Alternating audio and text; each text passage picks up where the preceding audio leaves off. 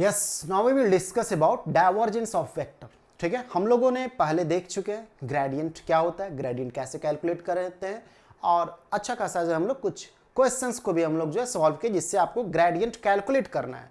अब हम लोग सीखेंगे कि डाइवर्जेंस क्या होता है, कैसे इसको कैलकुलेट करते हैं, और उस पर ढेर सारे एग्जाम्पल करेंगे एक्चुअली जो है। ठीक है, तो आपका टॉपिक दिख ही रहा है, डाइवर्जेंस ऑफ वेक्टर। तो अच्छा है कि आप भी नोट करना स्टार्ट कर दीजिए, वरना पहली बार में सुनना चाह रहे हैं तो अच्छी तरह से सुनिए और समझिए, फिर नोट कर लीजिएगा। ठीक है, तो देखिए डाइवर्जेंस क्या होता है। ठीक है, पहले तो डाइवर्जेंस जो है हमेशा वेक्टर क्वांटिटी का होता है, ये बात आपको ध्यान में रखे रहना। ठीक है, इसलिए हम लोग हेडिंग दिए थे डाइवर्जेंस ऑफ वेक्टर। दिमाग में दिया आता है कि स्केलर का भी होता है डाइवर्जेंस क्या, तो आप इसको दिमाग से बाहर निकाल देते हैं। ठीक है, तो डाइवर्जेंस वेक्टर क्वांटिटी का हुआ करता है। तो डाइवर्जेंस जो रहा करता है, ठीक है, डाइवर्जेंस, ठीक है, divergence is operate, divergence is calculated, ठीक है, is calculated for vector quantity. ये वेक्टर क्वांटिटी के लिए कैलकुलेट होता है, ये ध्यान में रखते हैं, वेक्टर क्वांटिटी के लिए रहा करता है। शॉर्ट में क्वांटिटी को इस तरह से लिख दे रहे हैं। ठीक है, इसके बाद इसका जो सिंबल एक्चुअली रहता है, ठीक है, इसका जो सिंबल रहा करता है, ठीक है, इसका सिंबल, ठीक है, सिंबल जो रहा करते हैं, सिंबल डाइवर्जेंस का जो रहा करता है वो क्या रहते हैं, वो सिंबल डाइवर्जेंस का डेल डॉट रहता है। इसलिए डॉट लगाना बेहद जरूरी है, यदि डॉट नहीं लगाते हैं तो ग्रेडियंट लोग पढ़ने लगेंगे। ठीक है, दूसरी बात, ग्रेडियंट जो होता है वो स्केलर क्वांटिटी का होता है, वेक्टर क्वांटिटी का नहीं रहा करता है। ठीक है, तो डेल लगाने के बाद, डेल वेक्टर लगाने के बाद डॉट का प्रयोग निश्चित रूप से करते हैं यदि डाइवर्जेंस के बारे में जानकारी देना चाह रहे हैं या डाइवर्जेंस कैलकुलेट कर रहे हैं तब। ठीक है, तो डेल डॉट होना बहुत जरूरी है। क्या क्रॉस कर दीजिएगा, गलत हो जाएगा। ठीक है, क्योंकि वेक्टर में भी आप पढ़ चुके हैं कि ए डॉट बी वेक्टर कैसे डिफाइन होते हैं, और ए क्रॉस बी वेक्टर जो है कुछ अलग तरह से डिफाइन होते हैं। ठीक है, जो कि आप ए डॉट बी को ए बी कॉस थीटा करके लिखते हैं, और ए क्रॉस बी को जो है ए बी साइन थीटा और इन कैप यूनिटी वेक्टर के साथ उसको मल्टीप्लाई करे रखते हैं। ठीक है, यूनिटी नॉर्मल वेक्टर के साथ। ठीक है, तो दोनों बराबर नहीं है, तो डॉट रख देने से मतलब कुछ और होता है, क्रॉस रखने से मतलब कुछ और हो जाता है एक्चुअली। ठीक है, तो इसलिए आप इस बात का हमेशा ही ध्यान रखे रहते हैं कि जो डाइवर्जेंस रहते हैं तो अच्छा संयोग है कि D for divergence, D for dot. ठीक है, तो डॉट आपके दिमाग पे रहेगा एक्चुअली। ठीक है, तो ये डेल डॉट, ये del dot is equal to, ये डेल डॉट जो है तो इसी को हम लोग डाइवर्जेंस बोला करते हैं। ठीक है, इसको कभी कभी आप ऐसे लिख भी सकते हैं, डाइवर्जेंस DIV करके शॉर्ट में लिख भी सकते हैं। ठीक है, तो ये आपका रह गया। बाकी सिंबल रूप से जो है इसको इस तरह से करते हैं। अब इसके मतलब क्या होता है, मतलब जो है ये जब आप किसी पे काम करते हैं, किसी पे मतलब वेक्टर क्वांटिटी पे, डेल डॉट जो रहता है डाइवर्जेंस ऑफ वेक्टर फंक्शन रहा करता है, ये वेक्टर फंक्शन। ठीक है, ये थोड़ा सा अजीब से लिखा गया, डाइवर्जेंस ऑफ ये वेक्टर फंक्शन रहता है। ठीक है, डाइवर्जेंस ऑफ वेक्टर फंक्शन। ठीक है, वेक्टर फंक्शन, और ये जो आता है वो स्केलर क्वांटिटी आते हैं। कैसे, एग्जांपल के रूप में आपसे बोल रहे हैं कि जैसे डॉट प्रोडक्ट वेक्टर क्वांटिटी का होता है, लेकिन जो आता है वो स्केलर होता है, लेकिन ये उस तरह का डॉट नहीं है एक्चुअली। ठीक है, उससे कुछ मिलती जुलती बातें हैं, लेकिन वो उस तरह का डॉट प्रोडक्ट नहीं है, ये डाइवर्जेंस है। ठीक है, ये डाइवर्जेंस है जिसमें आपको डेरिवेटिव का भी चेंज इंक्लूडेड रहा करता है, associated with A vector quantity. ठीक है, तो डेल डॉट वेक्टर फंक्शन। ठीक है, तो मान लेते हैं कोई वेक्टर फंक्शन जो है, सपोज कर लेते हैं कि उस वेक्टर फंक्शन को हम लोग एफ वेक्टर से रिप्रेजेंट करते हैं या वी वेक्टर से, जिससे भी रिप्रेजेंट करने का इच्छा कर रहा हो कर सकते हैं। ठीक है, डेल डॉट मान लेते हैं कि वी वेक्टर। ठीक है, डेल डॉट वी वेक्टर हम लोग सपोज कर लीजिए लिख देते हैं, जो कि वेक्टर फंक्शन है दिए। ठीक है, वेक्टर फंक्शन, तो ये जो आएगा एक स्केलर क्वांटिटी एक्चुअली आएंगे। ठीक है, स्केलर क्वांटिटी आएगा। ठीक है, एक अदिश राशि एक्चुअली आएगा। ठीक, तो डेल डॉट वी, तो अब इसका जो है इसका मतलब एक्चुअली क्या होता है, डेल का मतलब आपको क्या होता है, डेल का मतलब जो है, डेल का मतलब, डेल का मतलब, डेल का मतलब क्या मतलब, ठीक है, डेल डॉट, डेल का मतलब dough by do x i cap plus dough by J cap plus dough by do Z k cap. बताए थे ना कि नेबुला वेक्टर या डेल वेक्टर का मतलब ये इंडिकेशन होता है, ये मतलब ये काम करना है। ठीक है, डॉट डॉट डॉट क्या कर दीजिएगा आप जो है वी वेक्टर, तो वी वेक्टर है, जब वेक्टर बोल रहे हैं तो इसका तीन कंपोनेंट होगा, v x i cap plus v y j cap plus v z k cap. आप ऐसे लिख सकते हैं। यदि एफ वेक्टर लिए रहते हैं तो F x i cap, F Y j cap, F Z k cap. लिखते ना, ठीक है। वेक्टर है तो 3 कंपोनेंट होगा उसका जो है, कोई जरूरी नहीं है, लेकिन उसके component y direction, x direction और z डायरेक्शन में रहते हैं, ठीक है। यदि 2 ही डायरेक्शन में, ठीक है, 2 ही डायरेक्शन, लेकिन यहाँ तो हम लोग जनरलाइज काम कर रहे हैं तो तीनों डायरेक्शन को लेकर चल रहे हैं, ठीक है। तो ये आपका हो गया। अब इसके बाद जो है आप इसका डॉट प्रोडक्ट जब करिएगा तो आप समझिए इसके बारे में।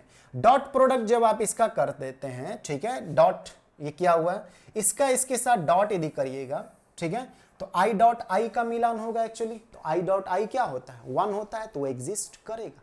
लेकिन यदि आप इसको जो है, जो कि जरूरत पड़ेगा करने के लिए, i डॉट जे के साथ काम करिएगा, i डॉट के के साथ ये वाला काम होगा, तो वो वाला टर्म जो है ये 0 दे देगा, ये भी 0 दे देगा। क्यों दे देगा, क्योंकि i डॉट जे और i डॉट के ये आपका 0 रहता है। सेम के साथ जो है i डॉट आई वही सिर्फ एग्जिस्ट करेगा।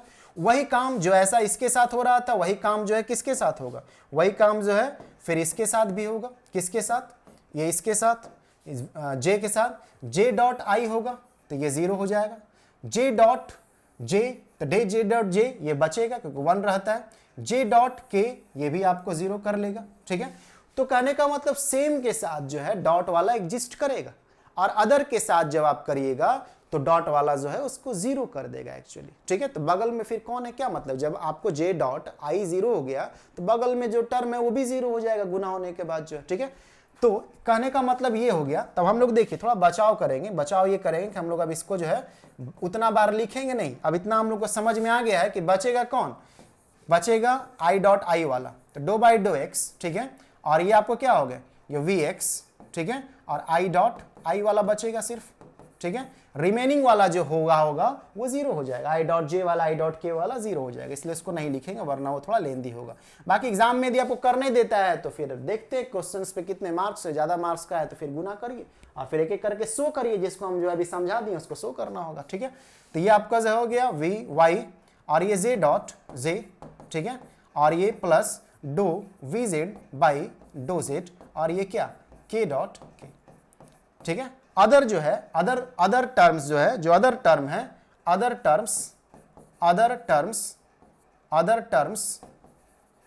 Terms of i dot J, J dot के, ये सब जो है 0 रहेंगे आपका जो है, ठीक है, ये 0 हो जाएंगे, ठीक है। तो बाकी टर्म को आप लेकर के नहीं चलते हैं, ठीक है, ये सब जो है वो 0 रहेंगे। तो आपका जो बचा ये कौन बचा, और i डॉट आई क्या होता है 1, जे डॉट जे क्या होता है 1, के डॉट क्या होता है 1, जगह हुए ना, ठीक है। तो ये आपका हो गया do v x by do x is plus क्या होता है, क्या होता है do v y by do y plus ये आपका क्या हो गया डो वी जेड और बाई डो जेड, ठीक है। i डॉट आई की जगह 1, जे डॉट जे की जगह 1, के डॉट के जगह पे 1, ठीक है। तो ये आपका हो गया, तो ये आपका हो गया do v x by do x plus do v y by do y plus do v z by do z, ठीक है। तो ये आपका हो गया। तो ये आपका जो है इतना हो गया। तो इसका मतलब आप जब डाइवर्जेंस कैलकुलेट करते हैं, डाइवर्जेंस जब कैलकुलेट करते हैं किसी वेक्टर फंक्शन का, तो x component of that vector function, x component of that vector function with respect to x plus do v by the y component of that vector function with respect to y, आप उसको differentiate करते हैं partially, और with respect to ये z आप partially differentiate करते हैं। मतलब किसी वेक्टर फंक्शन का डाइवर्जेंस निकालने का मतलब ये काम करना है।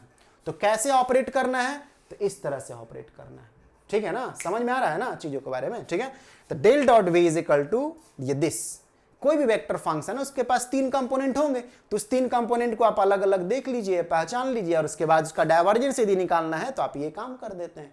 उस वेक्टर फंक्शन के x कंपोनेंट को आप with respect to x differentiate करिए partially, plus with respect to y plus with respect to z of the corresponding component, मतलब y कंपोनेंट के साथ फिर z कंपोनेंट के साथ, इस तरह से जो है, ठीक है, समझ में आ रहा है ना, ठीक। तो ये आपका हो गया। अब ये स्केलर क्वांटिटी रहता है। अब इसमें कहीं पे देख रहे हैं वेक्टर का साइन इसमें जो, ठीक है, नहीं है, यूनिटी वगैरह वाला तो टर्म जो है गायब हो गया, i dot I, J dot J, ये सब 1 हो गया था, बाकी जो है 0 हो गया था। तो ये स्केलर क्वांटिटी होता है। तो डाइवर्जेंस ऑफ वेक्टर फंक्शन इस तरह से हम लोग कैलकुलेट करते हैं। एक छोटा सा एग्जाम्पल लेते हैं ताकि बातें जो है आपको अच्छी तरह से समझ में आ जाए, ठीक है। तो चले आगे बढ़े, अच्छा से पढ़ रहे हैं ना, ठीक है, समझ में आ रहा है ना चीज़ों के बारे में, तो कमेंट कर लीजिए, ठीक है। इतना मेहनत करके दे रहे हैं, थोड़ा सा तो कमेंट कर लीजिए, ठीक है। हम बार बार इसलिए भी कमेंट करने के लिए एक्चुअली बोलते हैं, उसका वजह ये रहता है, इससे थोड़ा जानकारी मिलता है कि आप वास्तव में देख रहे थे, ठीक है, वीडियो को आप थॉरली रूप से गुजरे, तभी नहीं ये बात सुने, क्योंकि अभी तो हम आगे भी काम करेंगे, ठीक है।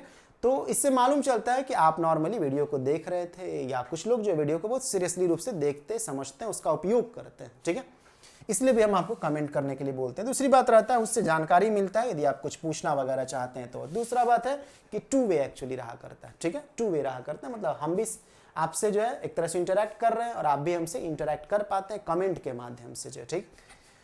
तो हम लोग एग्जाम्पल करेंगे, क्योंकि मैथ में आपको एग्जाम्पल करने के बाद ज़्यादा चीज़ें समझ में आता है, ठीक है। सिर्फ थ्योरम पढ़ लेने से, थ्योरी पढ़ लेने से उतना समझ में नहीं आता। एग्जाम्पल मान लेते हैं कि लेट वी वेक्टर, मान लेते हैं कोई वेक्टर है, ठीक है, उसका 2x y i cap, 3 component है उसका, 2 चाहे 2 छोड़िए, इसको आप इसको सिर्फ ऐसे ही रख दीजिए, x y z j cap plus y z square k cap. देखिए पहले तो दिमाग में ऐसा नहीं रहना चाहिए कि x कंपोनेंट के पास x वाला टर्म रह रहे, y वाले कंपोनेंट के साथ y, ऐसा कोई जरूरी नहीं है। x वाले कंपोनेंट के साथ कोई भी टर्म हो सकता है, जैसे यहाँ पे 2xy है, y भी इसके साथ है, ठीक है।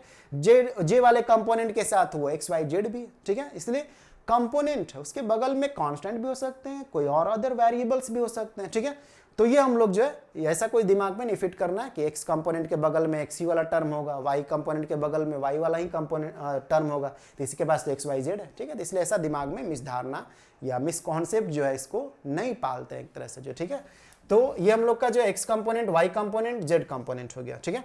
तो लेट वी वेक्टर इतना, तो del dot v is equal to कितना, ठीक है, del dot v is equal to what, ठीक है। और कभी कभी ऐसे बोल देता है, ठीक है, ये तो बात हो ही गया एक्चुअली, ये भी आपको कैलकुलेट करने के लिए बोल देगा। डेल डॉट वी का जो है वैल्यू निकालिए, मैग्नीट्यूड निकालिए, ठीक है, मैग्नीट्यूड निकालिए किस पे, किसी पॉइंट पे 1, 2, 3 पे से, ठीक है। तो इसको भी हम लोग साथ में निकाल लेते हैं एक्चुअली, कैसे इसको निकाला जाता है, ठीक। तो देखिए एक्चुअली हम लोग का जो है वेक्टर को थोड़ा रखे रहते हैं, वेक्टर क्या है एक्चुअली, ठीक है, v vector is equal to इतना, तो इसका एक्स कंपोनेंट, ठीक है, सॉल्यूशन जो हम लोग देंगे, तो हम लोग के पास क्या है, v x is equal to 2xy, x component of the vector, y component क्या है, वी वाई जो है वो एक्स वाई जेड, और जो जेड कंपोनेंट है वो क्या है, वो वाई जेड स्क्वायर है, ये है ना एक्चुअली, ठीक है, वाई जेड स्क्वायर है।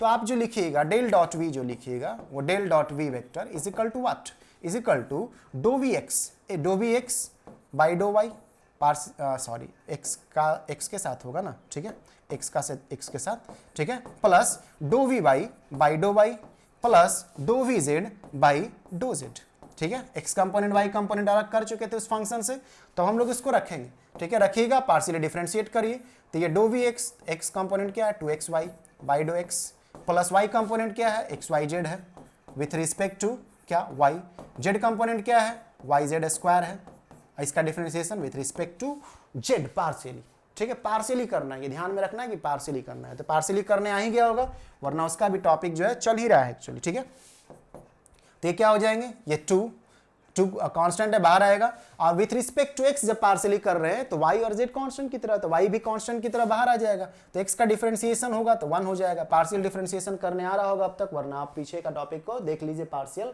डिफरेंशिएशन सीख लीजिए, या वेक्टर कैलकुलस में भी थोड़ा सा सिखाएं एक्चुअली, ठीक है। तो ये आपका हो गया, और इसमें y के रिस्पेक्ट में काम कर रहे हैं तो x और z कांस्टेंट की तरह ट्रीट होगा ना, while differentiating partially with respect to y, x and z should be treated as constant, ठीक है।